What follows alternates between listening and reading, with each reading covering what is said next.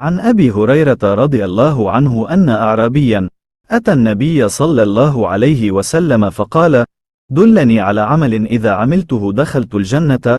قال: تعبد الله لا تشرك به شيئا، وتقيم الصلاة المكتوبة، وتؤدي الزكاة المفروضة، وتصوم رمضان. قال: والذي نفسي بيده لا أزيد على هذا. فلما ولى قال النبي صلى الله عليه وسلم: من سره أن ينظر إلى رجل من أهل الجنة فلينظر إلى هذا. Narrated Abu Huraira. A Bedouin came to the Prophet, peace be upon him, and said, "Tell me of such a deed as will make me enter paradise, if I do it."